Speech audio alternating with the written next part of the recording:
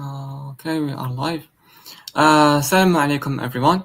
Welcome to today's online conference titled LLMs and Visual Language Models for Robotics by Salim Aissi, a very exciting topic. We are honored to welcome our speaker for today, Mr. Aissi Salim. He is PhD student in AI. His work focuses mainly on LLMs and VLMs for robotics. Salim, we are honored to have you with us today, and the stage is yours. Thank you, Wael. Assalamu alaikum, everyone. As Wael said, my name is Salim. I am PhD student at Sorbonne University. Let's somehow change my slide. So I introduce myself. So my name is Salim Aissi. I'm PhD student at Sorbonne University. I graduate from USTHB en 2022. Master MIV Visual Computing about computer vision and AI. I graduated also from Sorbonne University in 2023, Master IMA. So it's about also computer vision and AI and image processing. And I'm now a PhD student in media team at Sorbonne University in laboratory called ISIR. It's Institut des Systèmes Intelligents et Robotiques. And my work is about how to leverage large language models, LLMs and VLMs, and also reinforcement learning for generating instruction interacting with robots. So it's how to use LLM and VLM for robotics. So in the beginning, I can explain more about where I work and what I'm working. So I work in a project called Pillar Robots. So the idea of Pillar Robots is create autonomous robots that understand the environment and the goal. So for example, عندكم un robot اللي يفهم وش يحب اليوتيليزاتور، شغل تعطوا له une tâche اليوتيليزاتور يقولها له. And the idea is the robot understand the environment, the object in the environment, and the goal, and know how to do instruction step by step to achieve the goal. So l'objectif de le robot c'est qu'il va réussir à résoudre la tâche de l'utilisateur. The objective is understand the environment that I said, also adapt to human needs. So لازم يفهم exactement واش يحب l'utilisateur ويتadapte à حسب chaque type d'utilisateur. وتانيك لازم يكون a sort of open-ended learning, so continuous learning when the robot learn by interacting with the environment and acquire new skills by interaction. So that's the main idea of the Pillar Robot project. So I work in this project during my PhD, and my work focus on how to use AI models and current models like LLMs and VLM to achieve the task of Pillar Robots. And after, the objective is put all these tools of AI in a real robot. So the robot's called Tiago. So that's an image of the Tiago. If you have seen some movies about Disney, that the movie WALL-E, so that's the kind of purpose of the robot. Is the same way that it needs to learn and adapt the environment. So what I'm doing in Pillar is how to use natural language processing and computer vision to learn this the environment interaction and the skills for and put it in the robot learning. So the idea is interact with the robot using text. For example, user will express the goal in natural language. The robot need to understand the environment and the possible variation of the images of the environment and the scene with computer vision. And also we use generative AI to generate instruction that the robot can execute. So for example, the LLM or the VLM will generate some instruction in textual format on a specific format. And after that, the robot will execute each instruction to achieve the goal. So why we are using LLMs? So in the last years, we have seen that LLMs is the main architecture in NLP, and VLMs is the main architecture for computer vision tasks. So the training of LLMs is predicting the next token. So you have a sentence, for example, here a salad is composed of, and the LLM will output the probabilities of tokens, so the word, and what's the most suitable token regarding the context and the prompt. So that's the main training of LLMs. And with transformer architecture, we have seen that we have state-of-the-art result in NLP tasks for summarization, question answering, and image entity recognition. So in the main NLP tasks, large language models is state-of-the-art architectures. And we have seen also that there is some emergent abilities with LLMs.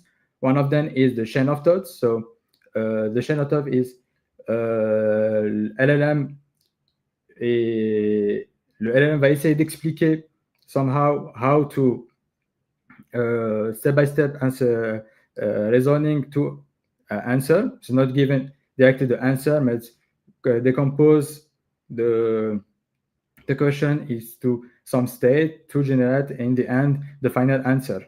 And also some zero shot and few shot learning, called also in context learning. For example, we can learn new tasks just by giving some example in the prompt. So for example, we can tell the LLM first example, second example, third example, and after that a fourth element, and the LLM can generate a correct answer regarding the example given in the prompt. So these emergent abilities can be useful to robot learning. So the idea of LLMs for robotics is to use these architectures and generate instruction to achieve goals, because LLMs have a lot of knowledge about the world and the environment, and we can use this knowledge to incorporate it to robotic tasks. So for example, if we can say to the LLM, cut a lemon, and the LLM will answer by a set of instructions to cut a lemon, for example. So open a drawer, grab a knife, open the cupboard, etc., etc. So it's decomposition from a goal into subtasks, and this subtask can be executed by the robot step by step. So the LLM will generate instruction, and this instruction can be executed by the robot after. So one main axis of my PhD is how to train LLMs to generate accurate instruction to achieve a goal. So we can have an example here. A user will describe a scene. So you are in the kitchen, there is a mug on the floor, a dirty plate on the table, an empty plastic bottle, etc. And we say to the LLM, clean the kitchen for me. And the LLM will output the action to clean the kitchen. For example, here, given this context, the LLM will pick up the mug, clean the dirty plate, and pick up the plastic bottle. And we can try it directly, for example, in ChatGPT. So I just copy this prompt and put it to ChatGPT, and the instruction to clean the kitchen is pick up the mug from the floor, as I said, take the dirty plate, and pick up the empty plastic bottle. So with the knowledge of large language models, we can decompose a goal into subtasks, because it's a main tasks here about human life, and that's why the LLM can generate accurate action. But somehow, sometimes there is a gap between LLMs and world knowledge. So, for example, for a specific application where there is a gap between trainings of LLMs and the application, so we need to learn this new task. And for learning this new task, we can use reinforcement learning. So here I put an example of a paper we study in my first year of PhD. So the idea is how to interact with environment with LLMs and learn this, how to solve action, a goal in environment.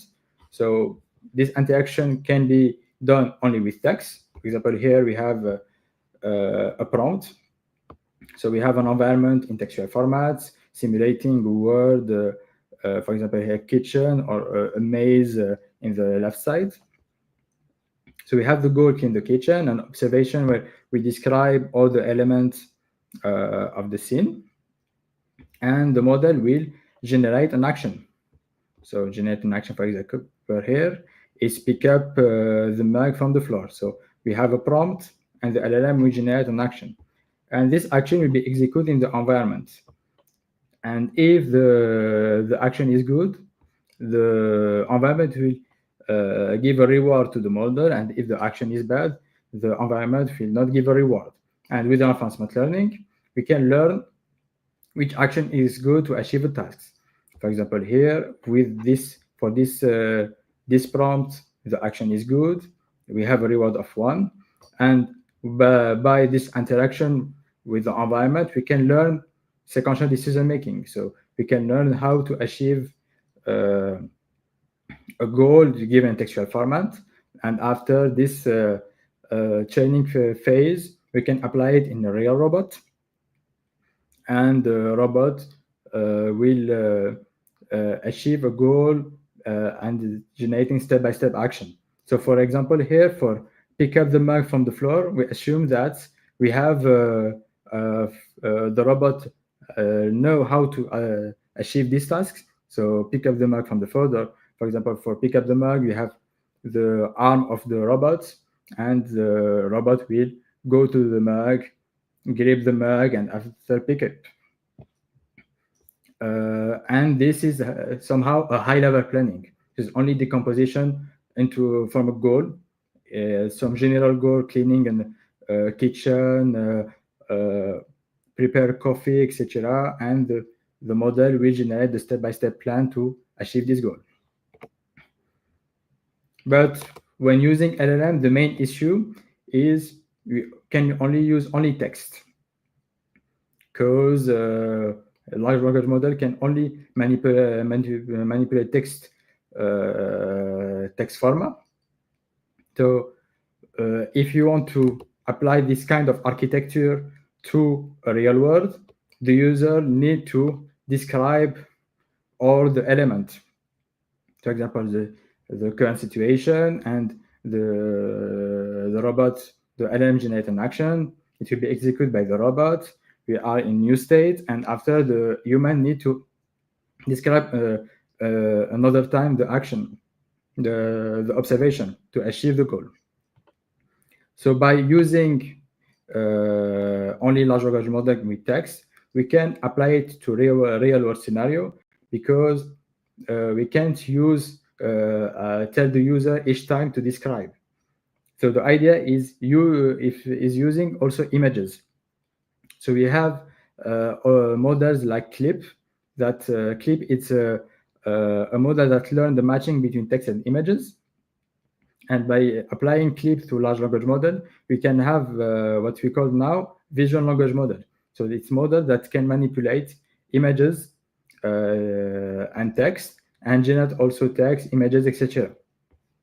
So the second axis is how to use multimodal models, so images and text, to apply it to more complex scenario and to real world scenario.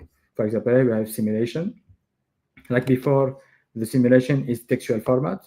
Here we have a 3D simulation of a real kitchen, and the idea is to apply the same technologies to visual environment. So the first idea we can use, for instance, is to use VLM that describe the scene. So, for example, before we have environment that we have all information in text, and here we have images. So we can use VLM to describe the scene. So we call it the perception phase. So the environment give an image and the goal. The architecture is called Viper. So the VLM will describe the environment in text. So we have a description, and this description is fed to the reasoning module. It's an LLM. that generate an action executed by the environment. So it's the same architecture as before, where we have LLMs, environment, and an action, but we have a perception module which describe the images and do the mapping from images to text. So it's like a captioner that describe all the elements in the scene, and this element is fed after to the LLM, and the LLM will generate action. And with this architecture, we can use the same training as before with interaction. So if the action is good, the environment give a reward, and we update the weight of the LLM and also the VLM regarding this reward. So if we generate a good action, it means that the reasoning is good and the description is good. And if we have a bad action, so the description is bad, and also it can be the reasoning is bad. So we can learn to describe the environment and also learn to generate action by the LLM. So this architecture is decomposition into perception and reasoning, and with this architecture we can apply the more LLM and VLM into more realistic world, and it's for high level planning. So we are planning, so the action is the composition from a general goal to some sub action, and this action will be executed by a robot. So we have some Python code or assembler code that control the grip of the robot, etc. And the third main axis we can leverage LLMs and VLM. It's a new kind of architecture that also controls the robot, and we call this architecture vision language action. It's called VLA. So we have the same kind of architecture as before. So we have an images, we have a goal. So here the goal is the decomposition into the, so here this goal is what the reasoning high level outputs. So here it's put element in a ball, and the VLA, so here it's architecture called Open VLA, will generate the action executed by the robot. It's called 7 degree of freedom of the arm. So it's the coordinate X, Y, and Z of the arm, also the angle of the arm, and also the grip. So with also LLMs and VLM, we can also do the low-level control. So it's going to planning some general action which the human can understand. So we can say that this action is good or not, to low level, so executed by the robot. So this kind of architecture is called VLA, and it's a transition from planning to control, and it's the axis. So the main idea of using LLM and VLM for robotic is going to this big architecture, so of 7 billion parameters in minimum, and use the knowledge of LLMs to decompose a goal into sub-actions, and this sub-action is will be executed by another module, the VLA, that generate the actionable action by the robots. And with this hybrid architecture and this component, the idea is to create more autonomous robots, and robots that can understand the environment, the behavior of humans, and this desire, and have some robots that can achieve tasks by saying, I need to achieve this goal, and only the robot will understand the step-by-step action and learn new behavior by interacting with the environment. So to conclude the idea of how to use LLM and VLM, so we have multiple axes. So the grounding is the learning phase where to generate action, the perception where the model learn to understand the environment and the images in the environment, etc. And the control is from going to the planning phase to the control phase, so to have an end-to-end model that beginning with the goal, we have the action of arm of the robot. And in the past years, we have a lot of people and companies that try to use this kind of architecture for robotics. So we have, for example, Hugging Face with le robot, the robots. It's a team in Hugging Face that creates this kind of VLM, LLM, and also some cheap robots to bring robot technology to humans. And you have also big companies like Google DeepMind, Stanford, etc., who is also competitive to this research area. So thank you for your time, and if you have questions, don't hesitate. Okay, thank you very much, Salim, for your great presentation. It was very, very enlightening and very exciting. So we are gonna take some questions from the chat. So I just remove my... I can ask the questions directly here. Okay. So my the first question comes from me, and it says, robots using LLMs and VLMs, as we know, are trained using simulations. So to what extent does those models' performance depend on the fidelity or realism of those simulations? Also, are there like established benchmarks who would evaluate the performance of different environments, not only in terms of making model generalize better, but also in terms of time of training? For instance, if there are different, maybe some environments that are coded using high level language, that when we train the model on it, it may take like lots of times to get, for instance, the states and execute the actions. Yeah. So thank you for this question. It's a very good question. So I think there is two categories of how to tackle this paradigm of research. So there is the paradigm where we train in environment simulation, like you said. So you have some environments like I present where we have kitchen, and it's simulated like a game created in Unity. So the environment is called Alfred, and we have also a variation of Alfred called AlfWorld. So it's a simulation of kitchen, a room, and house, etc. And it's only household tasks. So with this environment, we can learn the interaction with the environment. So we can apply reinforcement learning, and we don't need labels data.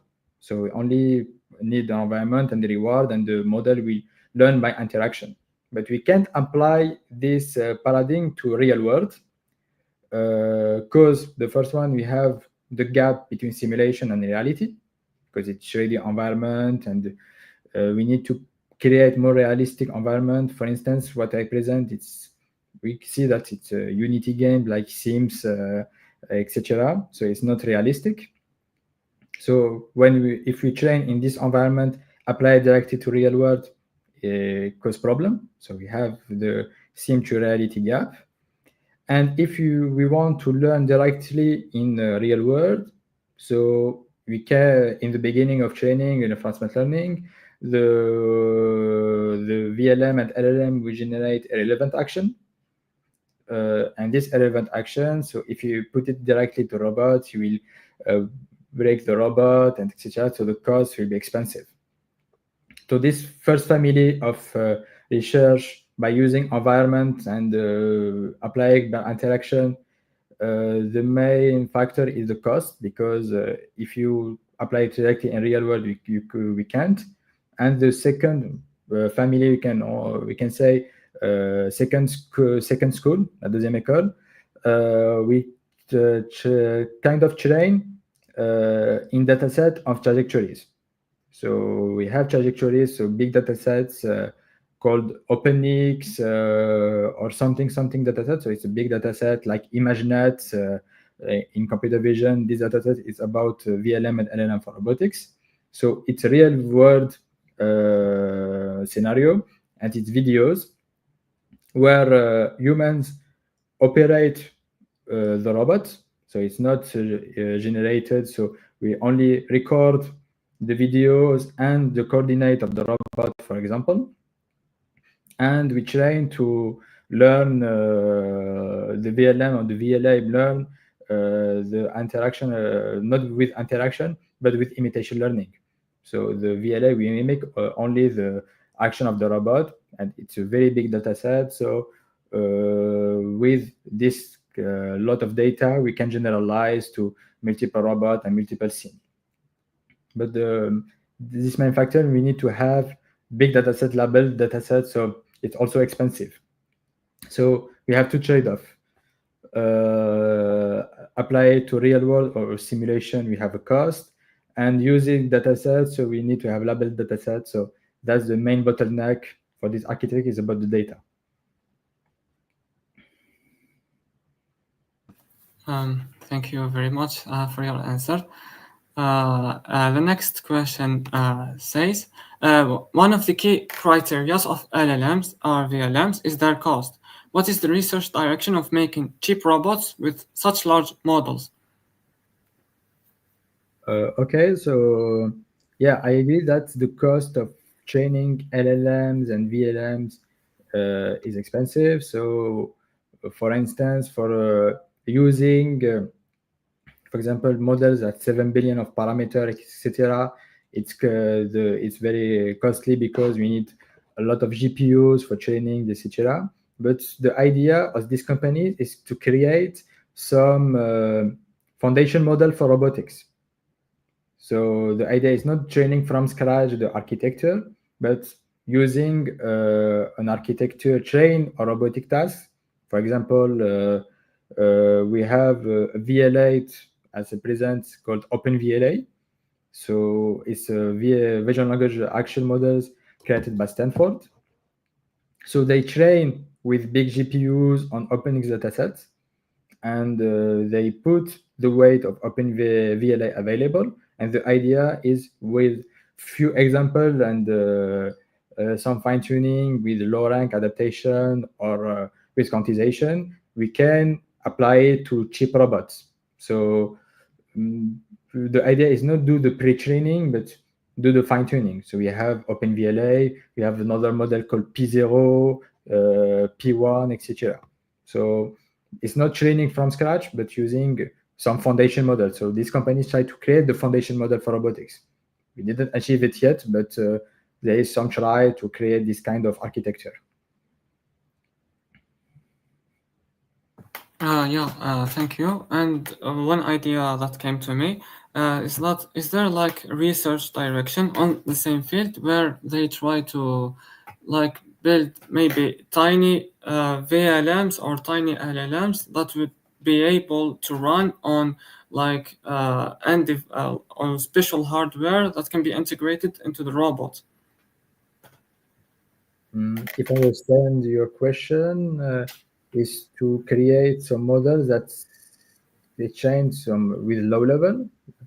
Actually, No, so I mean like tiny models. We have 7 billion models, 16 billion models. So a tiny version of these models that are only specialized on special tasks for robotics, and that can be given their small model, be hosted onto a hardware, maybe that's run into a CPU that can be integrated into the robot. I think, yeah, for in mind, I know that, for example, P0, they create some variation of P. So we have the big P0, this model, and we have P0 Lite. It's a distillation of P0 to apply it to its little model, and you can train it on specific tasks. And I can reshare my screen in 1 minute just to show you something.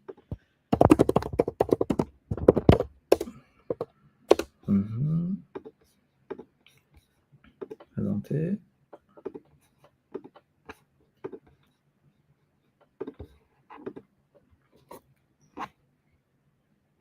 Okay, so that's what Hugging Face try to do with Lorobo. So they try to create some these little models and to apply it to robots. So we have the model, as I said, P0, but they create the P0 fast, and we have the base model, the large model, etc. And with Lorobo, they also try to, so they provide the weight, they provide a framework of training, and they also provide the robots. So we can, I don't know if I have picture of Lorobo Hugging Face images. So they create some cheap robots printed in 3D with a 3D printer. So it's only costs hundreds of dollars. So it's like the Raspberry Pi of robotics. So it's you can mount your arm of robot and the framework, and it's compatible with the weight of Lorobo in a game face. And you can try to learn these robotic tasks only by imitation. So the kit, you have two arms. One is the robot arm, and one is for imitation learning. So the user try to do some trajectories, so 10 trajectories, 20 trajectories, etc., to collect the dataset. And after, with the framework Lorobo, you can choose one model, for example, the little P0, and try to do imitation learning. And after that, your arm learn to achieve what you mimic with the second arm. So there is some try to for doing this kind of cheap models and little models to applying to robotic. But for instance, I know that actually in France there is only Hugging Face with Lorobo. They're trying to do this, and in US, I think there is not big research. There is not research on trying to create cheap robotic, but try to create the big models for robotics. So we have Tesla, for example, with Optimus, and we have so these big companies. So we have two ways of research: the open access one and the closed research one. Thank you very much. And the next question concerns reinforcement learning. It says regarding the RL part, as the LLM is the one creating the task, how is the RL agent optimized in this super dynamic setup in terms of reward? So in the framework I present in the beginning, so it's not the LM that create the tasks. It's the environment that provide the tasks. So we have this simulation environment. We have a set of tasks. For example, in Alfred environment, we have 6 categories of tasks: pick up an object and put it in correct location, hit an object, clean an object, etc. And we have this environment with text. So each state is described in textual format, and the LLM will generate action in a specific vocabulary. So it's pick up object in a location, for example, etc. And it's kind of you restrict your LLM to a set of tokens that the LLM can generate, and this textual action execute in the environment. And in the end, the environment will give a reward to the model if the goal, for example, pick up an object or cleaning an object, is achieved or not. And for training, we use online reinforcement learning with PPO. So there is a research in ICML 2021 or 2022, I didn't remember, called GLAM, is how to train LLMs to interact with environment, textual environment, and learn to achieve tasks for robotics. And it's applying PPO not in the way of RLHF for text generation, but in action generation. So each action is generated by the LLM and executed in environment. So for this part, the LLM is not creating the tasks. All the task and the reward in the environment. So we create some specific environment to train this kind of models. Okay, thank you. And the next question it says, what are the different scopes that these robots were used for? Home tasks only or other tasks?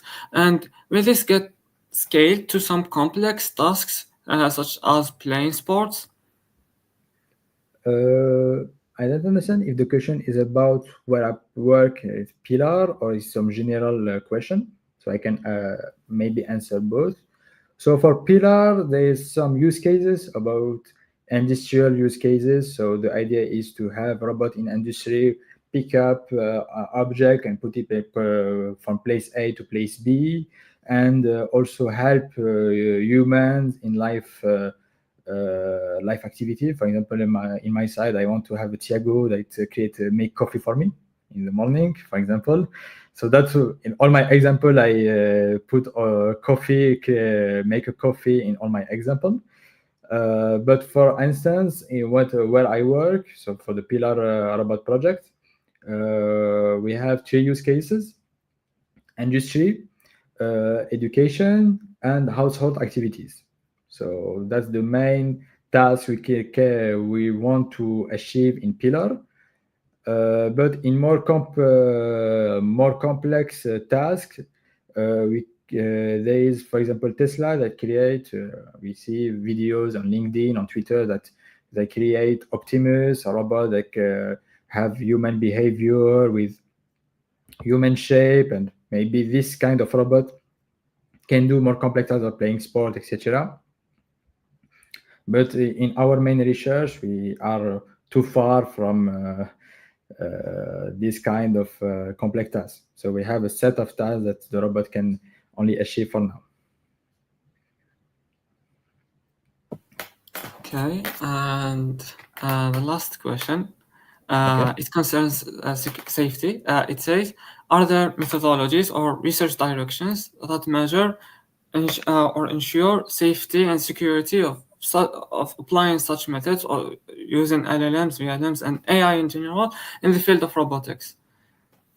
Okay, yeah, there is a lot of question about the methodology and also the ethics of this kind of technology. So it's not in my part in Pillar. So we have a team that uh, focus on this ethical of AI and robotics. But for our part, for example, what we try to study, for instance, so I think I can reshare quickly my screen. So for the architecture here I present, so this architecture called Viper, we have perception and reasoning. We have the VLM that describe the scene and the LLM that generate action. So this architecture is proposed by me and the team I work with in Pillar. So why we propose this kind of architecture and not a big model that receive the goal and the image and generate the action, is to control the behavior. So with the perception and textual description, we can interpret somehow what the VLM see, because it's an NLP description. So we can see what the perception model outputs. For example, if the description is good or wrong, if the object is missing, etc. And after correct the description and give it to the reasoning to generate this action. And also after while we are not using a big model that receive directly the goal, general goal, and the image, and generate the step-by-step low-level action, is to correct the high-level action. So for example, if here the model generate an action which is wrong, for example, pick up a wrong object. For example, the goal is to pick up the good action, pick up a mug, but the model output pick up a knife.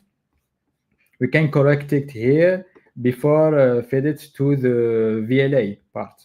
So here, for example, if the good action was pick up the mug and the model generate pick up the knife, so we can correct it and say no, it's this is wrong. So we correct the weight of the reasoning and here fed the good plan where we have pick up the mug and generate the action to pick up the mug. So by decomposing this general goal into perception, index, after high-level action, after low-level action, we can somehow control the behavior of the robot and correct this behavior and not feed it to a big model that generate directly the trajectory and the action without the control, and we can't know what's wrong. If we have a wrong action, we can't know how correct it, but with decomposition we can. Okay, thank you. And maybe we have one last question, I hope, because the topic is clearly very interesting. It says, how complex robots as this last train do they, how complicated those robots are in like in in terms of training? Do they follow the same VLM RL fashion? So, for example, for Tesla, if I understand the example here is for Tesla, it follows the same VLM RL fashion, but it's not the same robotic complexity. So, for example, for Tesla, if you see the Optimus robots, we have, for example, for the hand, we have a real hand like a human. So it's complex hand because it's, if I remember, it's 20 degree of freedom. So we control all the finger to close it, etc. But what we focus now in pillar and also for Lorobo, we have 7 degree of freedom. So, for example, in the hand of the robot, we have only a grip, and we don't have this complex hand with controlling the finger, etc. And this is only for the arm of the robot. Imagine, for example, also for the leg of the robot in this complex robot as Optimus for Tesla. We have 2 legs, so we have also degree of freedom for controlling the first leg, the second leg, etc. But for example, for the Tiago, we have only 4 trajectory, go ahead, turn left, turn right. So we have less degree of freedom and less complexity.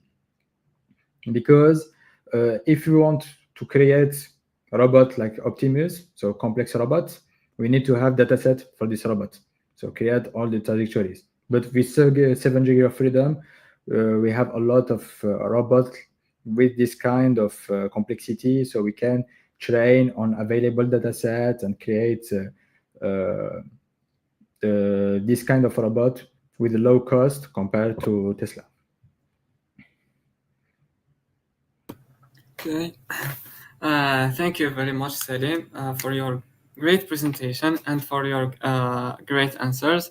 It was very enlightening and very exciting, especially like for us interested into the intersection of robotics, as we see it from those movies, and like how we can how like we imagine the AI part as a robot doing complicated actions.